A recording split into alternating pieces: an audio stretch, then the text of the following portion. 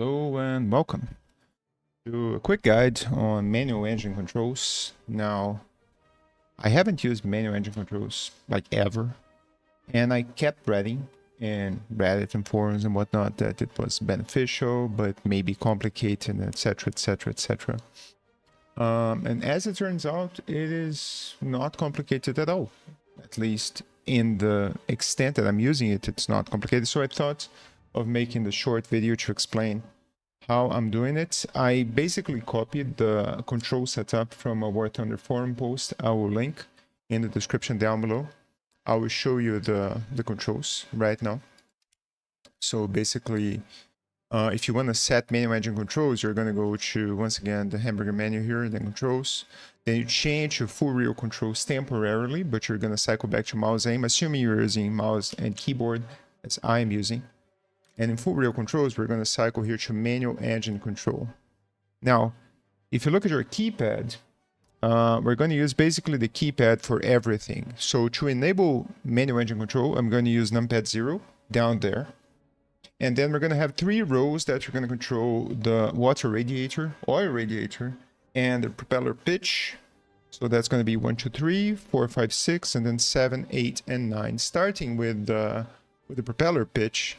So to reduce the pitch, we're going to use 7, and to increase the pitch, we're going to use 9. To set this, you're going to click on propeller pitch, and then in edit axis, you click on increase value, and then assign button, and I'm going to use numpad 9 here, and decrease value numpad 7.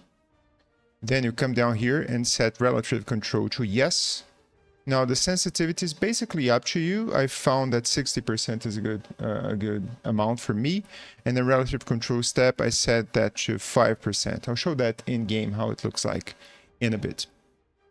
Now for to set the propeller to automatic or manual, I'm using 8, which is right down the middle, right? So 8 sets it to manual, and then use 7 to decrease, 9 to increase. With a radiator, water radiator, that is basically the same thing. So edit axis, and then to increase, I'm using numpad 3. To decrease, numpad 1. All the other configurations are the same. And for the oil radiator, basically the same. Now I'm using 6 to increase and 4 to decrease. To change the radiator from automatic to manual, I'm using 5, which is right down the middle. So basically I just press 5 to set to manual, and I use 4 and 6 for the oil radiator, and 1 and 3 for the water radiator. The final thing you need to do here is the supercharger. I'm using decimal, which is by the 0 key in my numpad here, has delete down there. You can see it in the article I linked down below as well. So this is going to change the gear on your supercharger. There is an appropriate height that you should do depending on the plane. There is a good amount of articles to that end in the forums that I'll show in a bit. Finally, there's mixture. For mixture, I'm using plus and minus on the keypad. To be honest, the only plane I changed mixture basically at all is the P47. But I mean, it's there, so you can use it. And once you have everything set up, then you just cycle back to mouse aim, and there you go. That's it.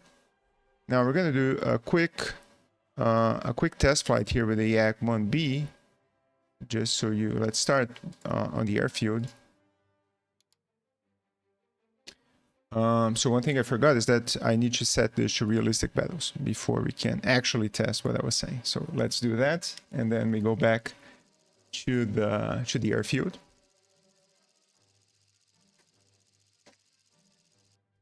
Okay, we're here. So we use shift or mouse button 5, throw it up in web, and then I press 0 to put it in manual. You can see if I press it's auto engine control or manual. Now it's a manual. I'll put propeller pitch up to 100%, and then I'll cycle down both radiators down to 8% or 10%, give or take. Usually the water radiator a little bit more. Then I press G to retreat my gear, and then we just pitch up, and that's it. Now you may be asking, well, how do I know about propeller pitch or the kind of stuff? For example, here in the Yak 1B, if I'm not mistaken, I need to change the supercharger gear, which you can do with dot here, decimal. You can see now it's in gear 2, now it's in gear 1, and there you go, we just cycle between them. Some planes have 2 gears. They're infrequent, so usually it's just a single one. At least for most planes I piloted so far. But then you'll be asking, well, how do I know when to change the supercharger gear or propeller pitch or everything? Now, there is a very good series of articles in the War Thunder forum I'll show right now, which have the appropriate values for each plane. For example, in the Yak-1B here, I'll take a look at altitude there. Now we're about 1 kilometer up. Once it's at about 2.1, 2.2 kilometers, give or take, I will change the supercharger gear to 2 and then cycle back to 1.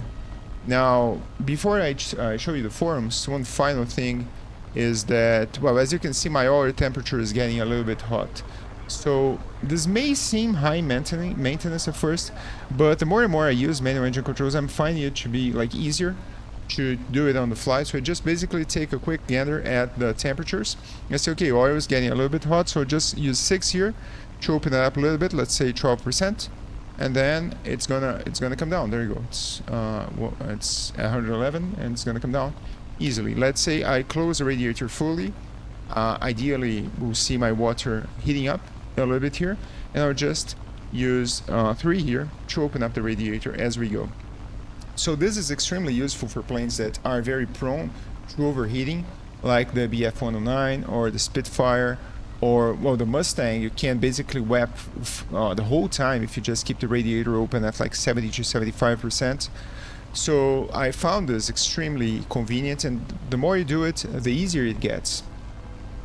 Now, I will link the article that you're seeing here right now in the War Thunder forums. There is this guy, Mob. It's relatively recent. It's from 2023, so I assume this is mostly accurate. And there's the spreadsheets for basically every nation here. So, for example, I was just piloting the Yak-1B, so I'd click here in USSR, and then find the Yak-1B right here at the beginning. And then you see here, all right, we're looking at propeller pitch 100%. And then I'll change the supercharger at 2200 meters. And in terms of temperature, there is a collection of maps. I think it's explained here in the map temperature guide. But basically, depending on the map that you're seeing right now, if it's a hot map or if it's a cold map, then you have a certain temperature mapping for both radiators. So, for example, for a cold map, you'd be looking at like 12% for both oil and water radiators here. If it's a particularly hot map, like Sicily, for example, that would be like 48% for each. Now, what I usually do is I start out low here, like 8-10%, and as it gets hotter, I just adjust manually on the fly. There is another thing, which is the IAS chart, which is the ideal climb rate for each plane. This is another spreadsheet I'll show in a bit. Now, let's say you're using different aircraft. Let's go for Germany here, for example. You're using the BF-109 F4. So here you go. We don't have propeller pitch, so this is set to automatic. And then radiators are here at 6.6, 24, and there's no supercharger. So this one is pretty simple, as you can see. Like, you don't have basically anything to do here. If we get a more complicated plane here, or, I mean, a little bit, right? If we go for the P-51 here, for example, the P-51 C-10, or basically any P-51 here, like the D-30, have 100 propeller pitch, and then the radiator is a lot more open. As you can see, it's like 50, 70, or 60, 80, 70, 90, depending on the heat of the map. Now, the P-47, as I said, is a bit different. It's one of the only ones that has this mixture column that is like not automatic.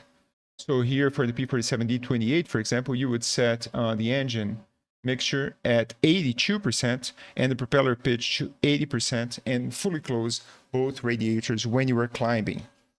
Now, in terms of IAS, or indicated airspeed, you'd be looking at this climb MEC chart here. I have copied it. I'll link it for you in the description. You can copy it as well if you want here in Google Drive. So basically we have all the nations down here. So let's say I was looking at the P-47 and click here on, I think it's USAF, right? Or is it Navy? I'm not sure. Let's see. P-51, no. Is it Navy? I don't think it's Navy. Or is it? Okay, here. P-47D28. So then the best rate of climb, he says here, is 240 if you're not using WEP, and 250 if you are using WEP. Now this varies a little bit. For example, with the P-47, I kind of like going a little bit faster, so like 280, 290. a bit of personal preference, you know, but as a general rule of thumb here, you can use the values here. He has timings for basically what you're looking at. Oh, how long would it take for me to reach 6 kilometers here with web? Basically 5 minutes, give or take, right? And this is for all planes. So once again, let's say we're using the BF109 here. We go to Messerschmitt, and then BF109 F4.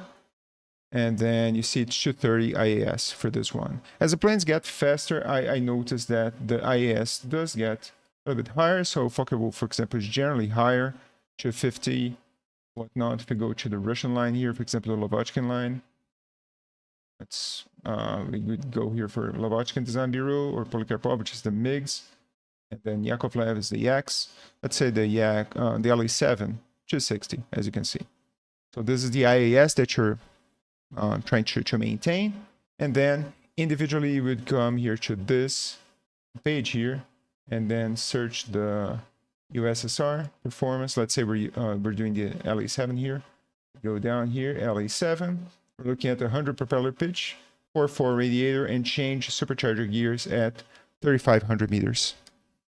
So yeah, there you go. Hopefully this was really useful. I mean, at first it may seem like a lot of work, like keeping a spreadsheet open on the side and that kind of stuff. You know, it is a bit involved, but if you do it every match, and I've been doing this for a bit more than a week now, it kind of becomes second nature. You start memorizing the values for the planes that you use the most, and you don't even have to look at the spreadsheets anymore. And it's very nice to not have the plane overheat, and you just can keep wepping the whole match. And yeah, generally it does give you an advantage during fights because your plane is usually ready to go and use its max engine power at all times. But yeah, thanks for watching. Hopefully this was useful for you, and I'll see you in the next one. Cheers.